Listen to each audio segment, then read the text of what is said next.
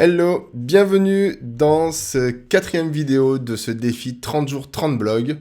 Donc aujourd'hui, ce qu'on va faire, c'est qu'on va tester un thème qui s'appelle Sydney. Bienvenue sur Planète WP, la chaîne pour devenir autonome avec WordPress. Donc Sydney, c'est un thème qui se trouve dans les thèmes les plus populaires de WordPress. Je ne l'ai jamais testé, donc c'est l'occasion de le tester. Voilà, là pour ces quelques premières vidéos, je vais faire des tests de thèmes que je connais pas, juste histoire de voir si moi aussi je tombe sur un thème intéressant. Donc aujourd'hui, on va tester donc, le thème qui s'appelle Sydney. C'est un thème qui a été fait par Atem. Et pour vérifier si ce thème fonctionne bien pour un blog, en tout cas pour monter facilement et rapidement un blog, on va valider quelques points qui me paraissent importants. Premier point, c'est qu'on va voir si le thème propose des réglages avancés au niveau des typographies. Alors par réglage avancé, j'attends au minimum que le thème propose de pouvoir personnaliser la typo des titres, la typo du corps de page et les couleurs des différents éléments typographiques. Si le thème peut aussi gérer la couleur des liens et le survol des liens, c'est top. On va voir aussi un point qui me paraît important, c'est la gestion des couleurs dans le thème. Parce que si vous voulez monter un blog rapidement et que vous n'avez pas de design, vous en fichez un petit peu, vous prenez le thème comme il est, s'il vous plaît, vous l'installez, point final, vous mettez un petit logo, ou alors vous mettez juste un titre, et puis ça marchera. Mais si vous avez déjà une idée de la charte graphique et de l'ambiance que vous voulez, ça va être important de pouvoir modifier les couleurs du thème sans être obligé de faire du code. Enfin, on va regarder si éventuellement le thème nous propose des mises en page un peu customisées. Alors là, pour l'objet de ce défi, donc je vous invite à regarder les premières vidéos si vous n'avez pas regardé, mais j'ai mis en place un petit blog basique. Et donc dans ce blog basique, ce qu'on a, c'est qu'on a des liens vers ce qu'on appelle les pages d'archives, donc qui listent tous les articles de blog. Donc, à mon avis, un bon thème devrait pouvoir proposer quelques pages, quelques structures de pages pour ces articles de blog. À minima, un format en grille et un format en liste. Donc on va voir ça. Un autre point sur lequel on va mettre un peu l'accent, c'est est-ce qu'il y a des fonctionnalités plus. C'est-à-dire qu'au-delà des quelques points qu'on vient d'énumérer, est-ce que le thème a des fonctionnalités cool qui méritent qu'on en parle? Et enfin, on ira checker le responsive du thème, donc à savoir si le thème se comporte bien sur les appareils mobiles. Allez, on passe sur mon ordinateur, et puis on va aller installer le thème Sydney.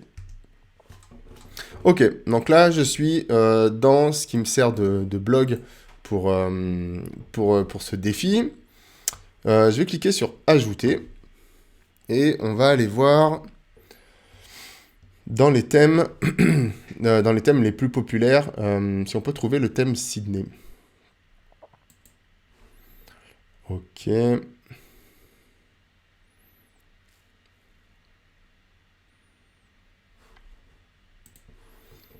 Bien.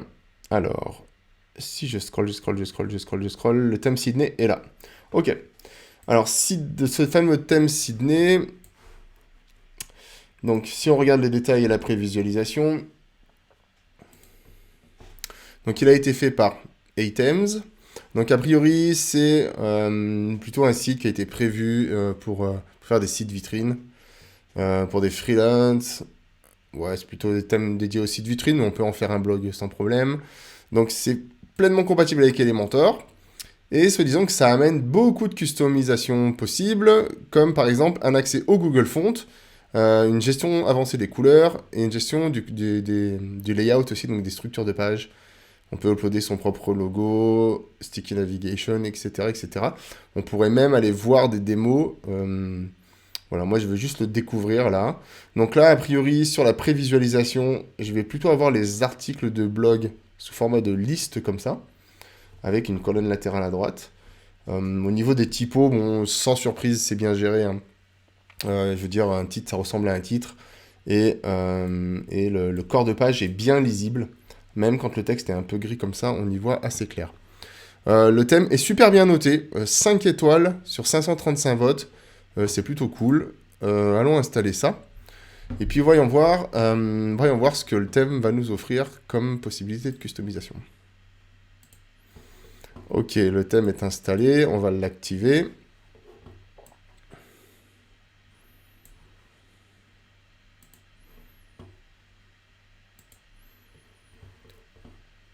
Ok, donc là le thème est activé, donc j'ai un petit message d'accueil qui me dit bah, bienvenue sur Sydney. Alors a priori, ce qui a l'air bien et qu'on testera pas dans cette vidéo, c'est que le thème peut proposer directement des démos à importer.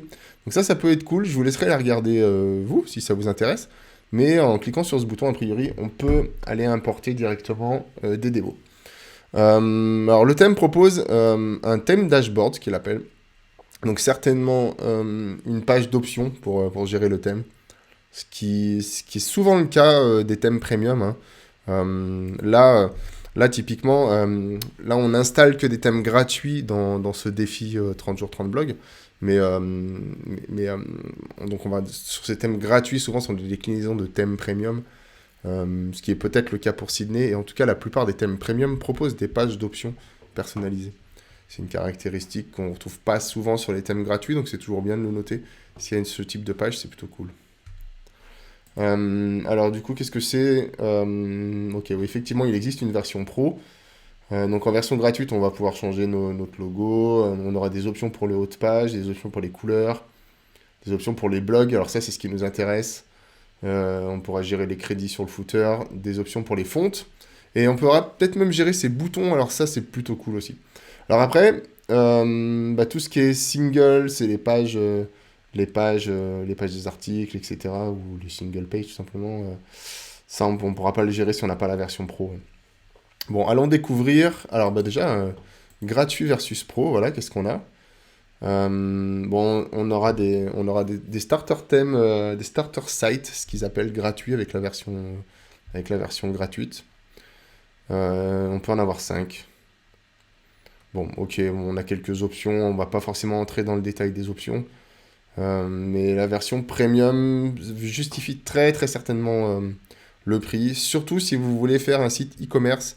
Donc vous voyez, le thème est compatible e-commerce, mais en version basique pour la version gratuite et en version étendue pour la version pro. Donc il faudra les creuser un peu, voir ce que ça dit. Mais sur le principe, avec tout ce que semble proposer le thème, on devrait avoir tout ce qu'il faut pour monter notre blog. Alors du coup, si je veux voir ce que donne le blog. Donc ça, c'était le thème Riff Free. Donc là, tout le design va changer avec le fameux thème Sydney. Donc pendant que ça charge, ça me permet de faire une petite aparté sur la formation gratuite que je propose et à laquelle vous pouvez vous inscrire gratuitement. Donc c'est une formation sur comment installer WordPress facilement. Donc dans cette formation, vous apprenez comment installer WordPress pas à pas, facilement, comment acheter un hébergeur, comment choisir un nom de domaine, etc. etc. Donc il y a plusieurs heures de vidéos qui sont découpées en petits chapitres. Donc pour rejoindre cette formation, c'est simple. Vous rentrez votre email, votre prénom, vous cliquez sur accéder à la formation gratuite. Ça enregistrera votre email dans la liste de Planète WP. Et après, vous recevrez un email de ma plateforme qui s'appelle Schoolmaker et qui vous demandera de créer un identifiant, un mot de passe. Donc ça peut prendre quelques minutes pour recevoir cet email via la plateforme. Et ensuite, quand vous aurez créé votre compte, ça ressemblera à ça. Vous aurez accès à la formation, donc installer WordPress et préparer son projet de site. Puisqu'une fois que WordPress est installé, je vous donne pas mal de petits tips pour préparer au mieux votre projet. Et donc, vous voyez, vous aurez tous ces chapitres, là, comment se familiariser avec le jargon, qu'est-ce que c'est WordPress, pourquoi on a besoin d'un serveur, c'est quoi un hébergement, c'est quoi un nom de domaine, comment on trouve un hébergeur de qualité, etc. Vous avez même des petits quiz, etc. C'est plutôt cool. Et après, vous aurez toute une partie sur comment installer WordPress. Donc soit vous installerez WordPress en demandant à votre hébergeur d'installer WordPress tout seul. Voilà, vous cliquez sur 2 boutons et puis votre hébergeur vous installe WordPress. Puis après, vous n'avez plus qu'à vous connecter puis à créer votre site. Donc vous pouvez vous servir de ces vidéos du défi 30 jours pour choisir le thème, etc. Et puis après, je vous montre aussi comment installer WordPress en local sur un ordinateur. C'est-à-dire comment transformer votre ordinateur en serveur local. Donc voilà, que ce soit sur Mac ou Windows. Et ensuite, je vous donne quelques tips en fait pour trouver des ressources, pour créer votre site internet plutôt facilement. Donc voilà, tout ça c'est gratuit. Tout ce que vous avez à faire, c'est suivre le lien là, qui est dans la description ou aller sur planetewp.com et puis vous trouverez facilement cette formation gratuite. Ok. Donc là, voilà, le blog s'est réactualisé et donc du coup ici... j'ai mon nouveau thème Sydney, donc sans surprise, vous voyez, les articles sont sous forme de liste, c'est exactement comme on l'avait dans l'aperçu. avec une pagination ici, avec un petit footer comme ça, un bouton back to top. Ok, c'est plutôt cool. Alors ici, j'ai pas de sidebar avec des widgets. Donc ça pourrait être intéressant de prendre 3 secondes pour aller ajouter un ou deux widgets dans la sidebar pour voir ce que ça donne.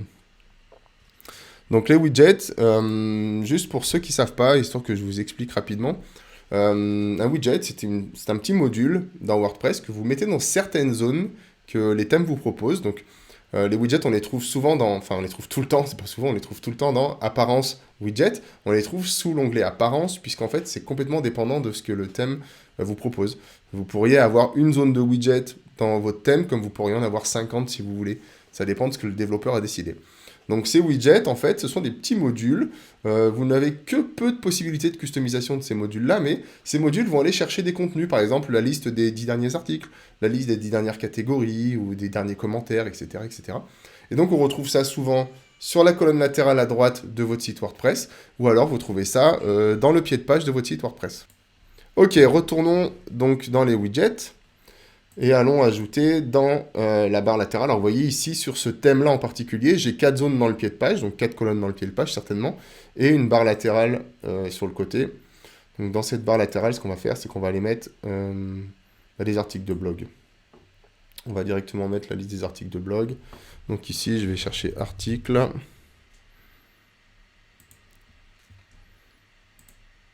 Et je vais faire les derniers articles.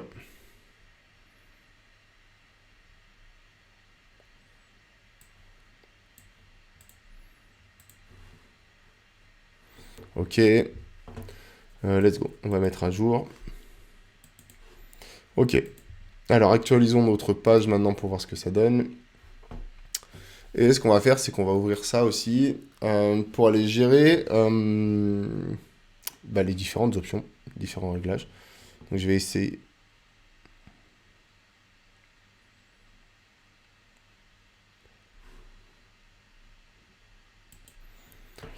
Ok, donc là, voilà, j'ai bien ma barre latérale avec la liste des derniers articles qui sont là. Bon, j'ai pas mis de titre, mais on pourrait mettre un titre. Ok, donc là, dans l'onglet de personnalisation, qu'est-ce que je vais trouver comme menu et sous-menu? Ok, alors déjà, ce qu'on peut voir, c'est qu'ici, on est invité à passer à Sydney Pro si on a besoin de fonctionnalités supplémentaires. Et ici, on va retrouver quand même pas mal de petits sous-menus de l'onglet de personnalisation. Donc on va avoir un menu général, certainement, qu'on va pouvoir gérer peut-être les mises en page globales, des choses comme ça. Pouvoir gérer les en-têtes. Alors un Hero Area, c'est souvent le haut de la page, hein, où on a souvent des images de fond, des boutons avec des call to action, etc. Ensuite, on va pouvoir gérer les typographies. On va pouvoir gérer sous ce menu blog, à mon avis, les structures de page pour le blog et pour les articles seuls, les pieds, et on va pouvoir gérer les couleurs. Alors après, vous voyez, tout le reste, hein, les menus, widgets, réglages de la page d'accueil, CSS additionnel, tout ça, c'est des menus tout à fait standards de WordPress. Ok, alors voyons voir dans le général qu'est-ce que le thème nous propose. Alors du coup, il nous permet de gérer. Alors qu'est-ce qu'il y a dans le truc en vrac là, les miscellaneous?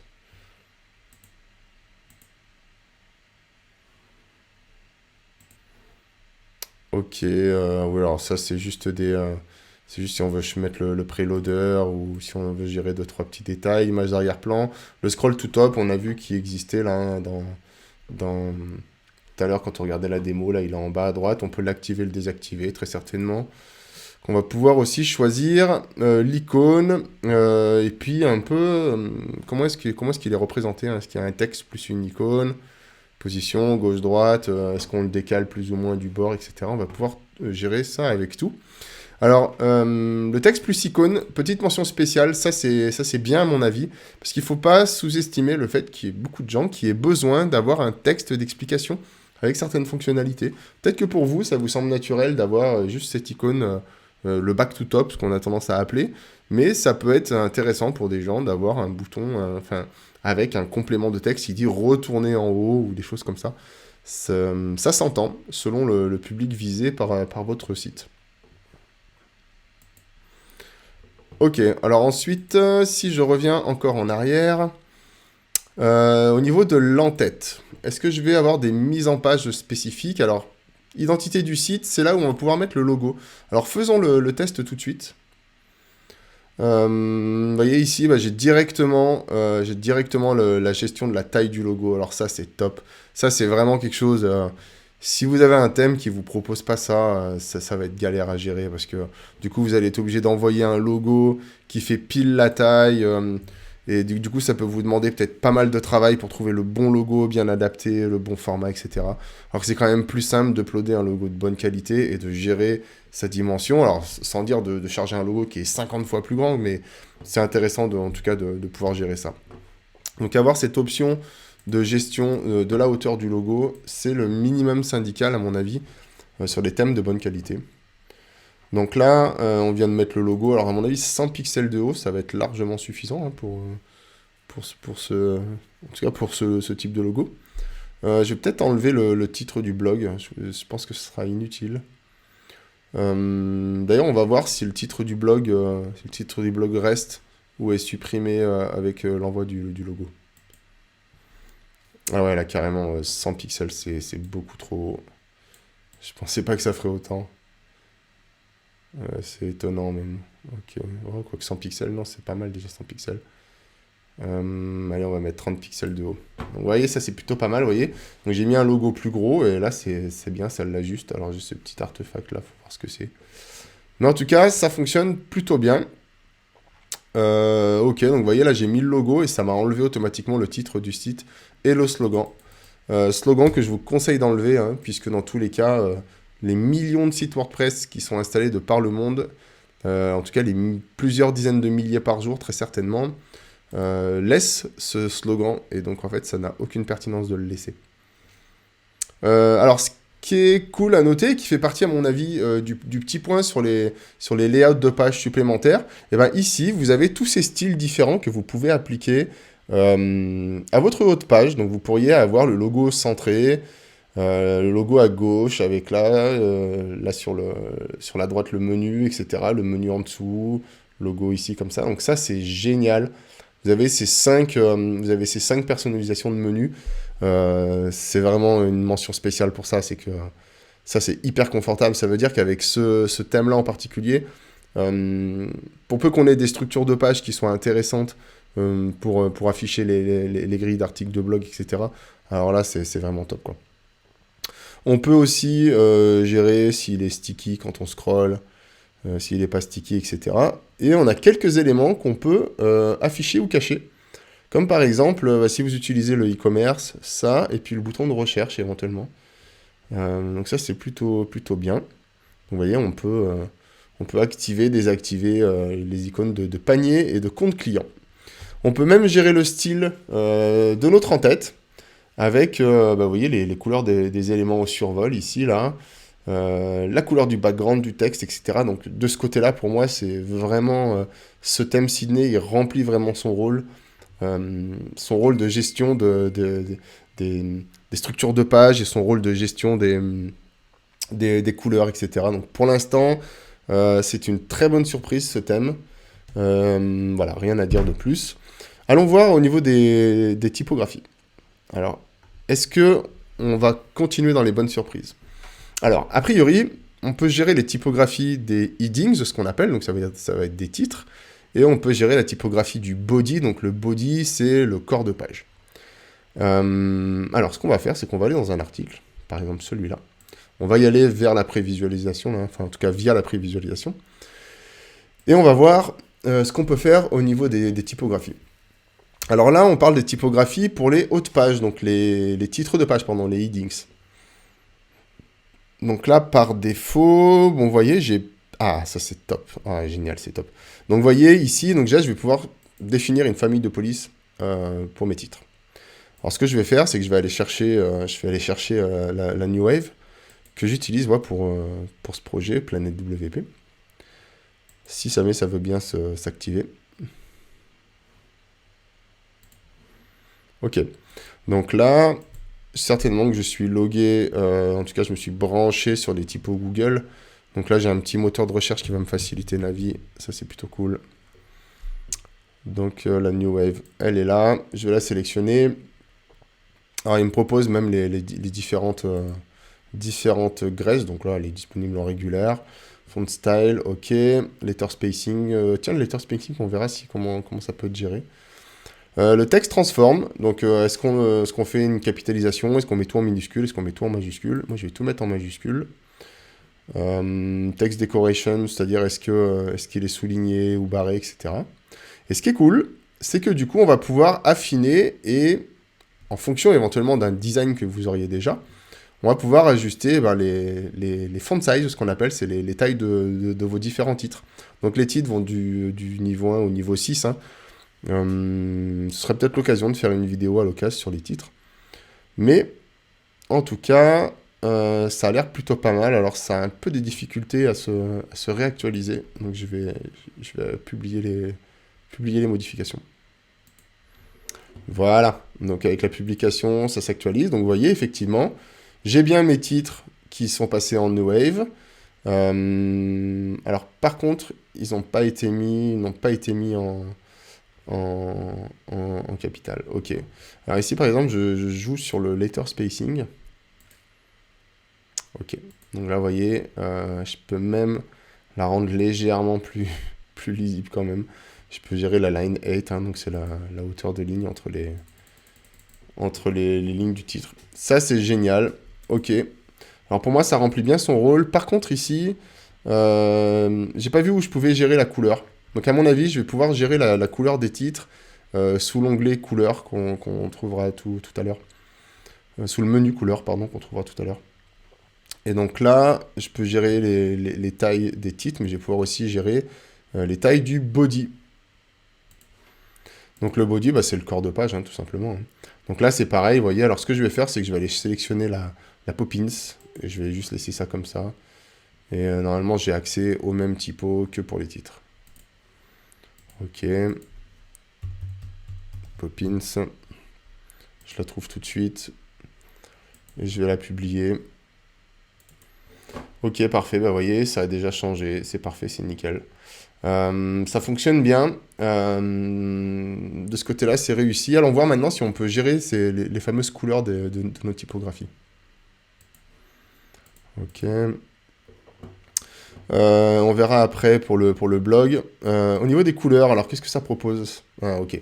Donc au niveau des couleurs, effectivement, on va pouvoir gérer individuellement les couleurs de chacun des niveaux des titres. On va pouvoir gérer les couleurs des formulaires. Alors ça, c'est génial. On va pouvoir gérer la couleur de la barre. Donc certainement que la barre, c'est celle-là, hein, ce qu'ils appellent la barre.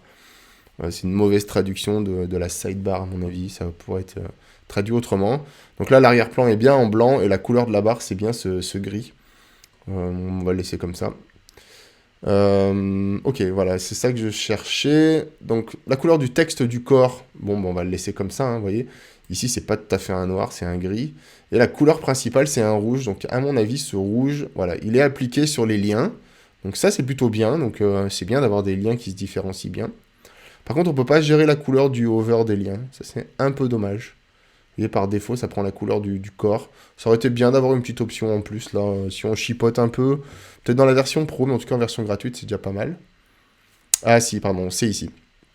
Ici, on peut peut-être gérer la couleur du hover sur les liens. Alors, attendez, on va aller mettre une couleur en vert exprès. Exprès pour regarder ce que ça donne. Ouais, ok. Donc, autant pour moi. Donc, on peut gérer la couleur des hovers des liens. Donc, ça, c'est plutôt pas mal. Alors, c'est... Bon, ça aurait pu... Bon, on va voir. Ça aurait pu être peut-être... Non, c'est pas mal comme ça, en fait. Effectivement, l'option est plutôt logique. Sachant que, du coup, ici, si je veux, moi, changer la couleur des liens, par exemple, les mettre en bleu... Bon, là, ils vont passer en bleu. Ok, voilà. Donc, j'ai soit la couleur par défaut, la couleur principale qui est récupérée pour les liens, soit moi, je peux personnaliser mes liens ici, ce qui est plutôt un très très bon point. Belle gestion des couleurs. Et vous voyez, je vais retrouver ces fameuses couleurs, couleurs principales ici sur mon bouton, etc. Donc, ça, c'est vraiment cool. Allons voir au niveau du blog. Voir ce que ça propose. Alors effectivement, on va pouvoir gérer les archives des blogs et on va pouvoir gérer les articles seuls. Là, par exemple, je suis dans un article seul. Ben, allons voir dans les articles seuls ce que je peux gérer. Alors, déjà, premier point, je peux activer, désactiver la sidebar sur les articles de blog, ou en tout cas changer sa position si je la veux à gauche ou à droite. Ça, c'est plutôt bien. L'alignement de l'entête, j'imagine que ça doit être ça. Là, pour l'instant, elle est à gauche, et je peux certainement la passer au centre de la page. Je peux gérer l'affichage ou non de l'image mise en avant. Alors, par défaut, les articles de blog, souvent, dans les thèmes, on reprend l'image mise en avant de l'article. Donc l'image mise en avant, c'est l'image qu'on voit dans la grille d'articles ou dans la liste d'articles. Souvent, on la reprend, on la met en haut de l'article. Bon, voilà, j'aime pas. C'est à vous de voir. Est-ce que vous aimez bien avoir l'image mise en avant identique en haut de votre article? Ça peut être pas mal pour assurer éventuellement vos utilisateurs. Ils cliquent, ils arrivent, ils voient la même image, ils savent qu'ils sont au bon endroit. Moi, ça dépend. Ça dépend les blogs. Moi, j'ai tendance à l'enlever et puis à commencer directement l'article. Donc là, la filter d'image, je vais l'enlever. Alors les méta, ce qu'on peut gérer ici, on peut gérer l'auteur de l'article, la date, la catégorie et le nombre de commentaires. On peut les réorganiser. Alors je vais attendre que ça se réactualise. Ok, donc vous voyez ici, j'ai d'abord l'auteur du post, ensuite j'ai la date, ensuite j'ai le blog. Moi peut-être que j'aimerais bien avoir la date et le blog avant l'auteur. Donc ça, je peux le prendre, vous voyez, et je peux le réorganiser directement à la volée. Donc je peux dire par exemple que je veux la date par Cédric dans la catégorie blog, et donc là automatiquement ça va se mettre comme ça. Et donc si je voulais les désactiver, il suffit de cliquer sur le petit œil. Je peux même gérer l'espacement, ce qui est plutôt génial pour vos mises en page.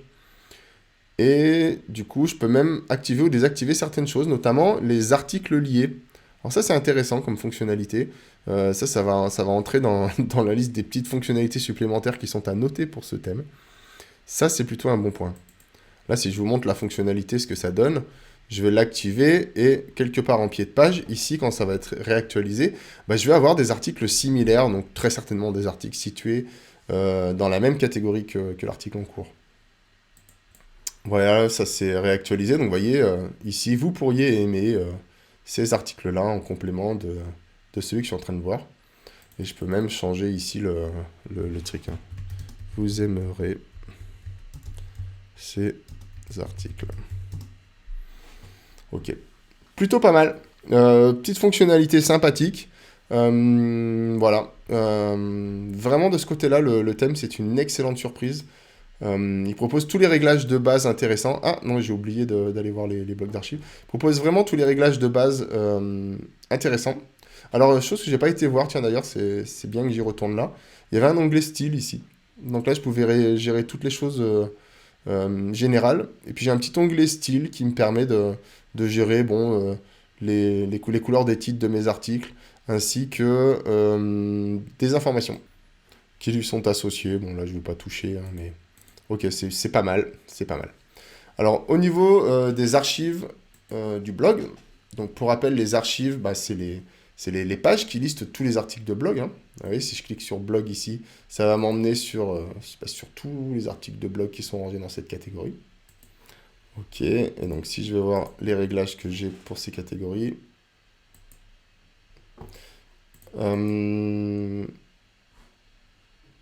Ok, donc ici je peux avoir mes articles sous forme de liste. Alors attendez, je vais zoomer un peu. Donc je peux effectivement avoir les articles sous forme de liste, ou je peux avoir les articles sous forme de grille. Ce qui est intéressant. Et donc vous voyez, je peux les avoir en liste comme ça, ferré à gauche, en liste centrée dans la page, ce qui est le cas ici. Vous voyez, j'ai mon titre, etc. Donc bon, ça c'est plutôt comme ça. Je peux les avoir en grille comme ça. Donc certainement qu'en grille, je vais pouvoir gérer le nombre de colonnes aussi. Je peux les avoir en liste comme ça aussi. Ça, j'aime bien cette disposition. Je peux les avoir en liste alternée. Ou je peux les avoir en format masonry, ce qu'on appelle, c'est-à-dire en tuiles comme ça qui se cascadent les unes par rapport aux autres. Alors, je vais mettre le masonry, tiens, histoire de voir comment ça se comporte.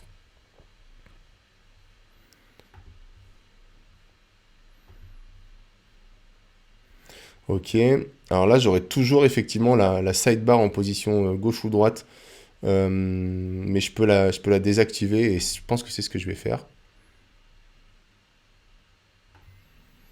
Ok, donc là, ça s'est réactualisé. Donc effectivement, j'ai bien tous mes articles de blog en masonnerie. Alors là, ça se voit pas forcément, mais vous voyez, ici, là, j'ai pas les images mises en avant. Et du coup, hop, ça se remonte. Donc c'est plutôt cool. Vous voyez, je peux sélectionner 2, 3, 4 colonnes. Ce qui est bien, en fait, d'avoir cette disposition comme ça, 2, 3, 4. Et puis vous n'avez pas le choix, vous prenez ça et puis c'est tout. C'est intéressant, ça évite de se retrouver avec des blogs où il y a 6 colonnes, truc qui n'a pas de sens. 3 colonnes, 4 colonnes, voire max, c'est pas mal. 3 colonnes, c'est cool généralement. Donc là, je peux activer ou désactiver l'image mise en avant quand il y en a. Je peux aligner le texte à gauche, à droite. Je peux même gérer les espacements. Vous voyez, si je veux réduire un peu le titre là pour que ça colle un peu plus et qu'on ait une grille qui soit un peu plus compacte. Je peux gérer la longueur de l'extrait. C'est cool. Et là, je peux gérer ces choses-là aussi que j'avais déjà aussi dans le single. Moi, par exemple, là, j'aurais tendance à les désactiver, en fait, ces méta. À les désactiver directement pour conserver une grille qui est plutôt claire. Voilà, globalement, j'aime pas afficher des infos qui servent pas à grand-chose.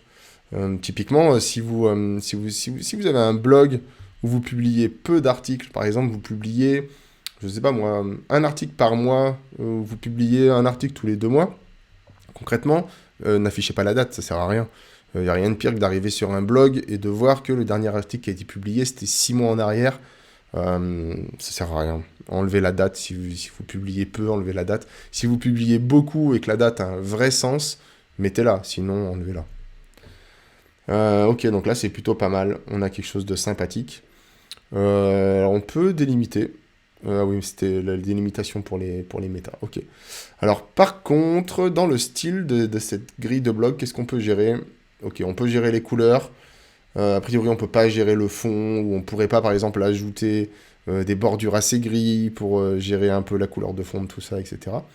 Ce qui est pas très grave à mon avis, puisque déjà, avec les options qu'on a avec ce thème, ça fonctionne déjà très, très, très bien. Alors, ce qu'on peut faire là, c'est aller voir ce que donne le site, notamment en version responsive. Là, vous voyez, bon, ça s'afficherait comme ça. Alors, volontairement, j'ai pas mis d'image mise en avant sur tous les articles de blog. C'est qu'on puisse voir comment ça se comporte. Donc là, bah, techniquement, s'il n'y a pas de... Alors, attendez, il faut que je réactualise. S'il n'y a pas d'image mise en avant, bah, il n'y a pas d'image de remplacement qui se met. Hein, donc, j'en ai déjà parlé dans les autres vidéos, mais ce qui peut être intéressant, en tout cas, par exemple, c'est ce que je fais systématiquement quand je développe un thème sur mesure dans WordPress, c'est que je prépare, en fait, en me disant... Bah, si la personne qui crée cet article de blog ne met pas d'image mise en avant, pour quelque raison que ce soit, hein, soit parce qu'elle n'en a pas, soit parce qu'elle n'a pas envie d'en mettre, soit parce qu'elle a oublié, etc., et ben je fais en sorte d'avoir ce qu'on appelle un placeholder, c'est-à-dire une image de remplacement. Donc à chaque fois, je fais une image qui est en rapport avec la thématique du site, à minima le logo par exemple, ou n'importe quoi, une image de la thématique, mais j'ai tendance à préférer mettre une image de remplacement quand on ne met pas d'image mise en avant. Donc là, est-ce que ça s'est réactualisé? Non. Ok, c'est en train de s'actualiser. Et comme ça, on va pouvoir tester le responsive. Donc c'est super important. Super important parce que y a à peu près la moitié des gens qui vont surfer sur votre site, qui surferont, je sais pas parler français. La plupart des gens qui vont surfer sur votre site vont surfer sur un appareil mobile ou sur une tablette, à minima sur une tablette. Donc c'est super important quand vous testez un thème de regarder quel est son comportement sur, par exemple, votre téléphone. Ok, alors donc du coup, ici, voyons voir comment ça se comporte. J'ai pas dû enregistrer pour faire enlever les méta, mais c'est pas grave. Donc là, comment ça se passe? Ok, alors. Bon là, j'ai peut-être des petits problèmes de réactualisation, mais c'est normal. C'est parce que j'ai utilisé le masonry, donc il faut le temps que ça se remette en place. Alors vous voyez là, il y a des petits bugs. Bon, je vais mettre ça sur le compte de mon ordinateur qui rame un peu. Avec le logiciel d'enregistrement vidéo. Ça a l'air de se dégrader plutôt pas trop mal. En tout cas, c'est très cohérent et ça reste très lisible, vous voyez, sur des appareils mobiles. Hein, c'est-à-dire que Le titre reste un titre, on voit clairement les choses. Ça marche plutôt bien. Le bouton Back to Top, est-ce qu'il existe aussi sur mobile? Oui, il existe sur mobile, donc ça c'est parfait. Ça c'est vraiment indispensable. Alors peut-être à vérifier sur vos appareils mobiles, mais je trouve que le menu burger ici est un peu petit.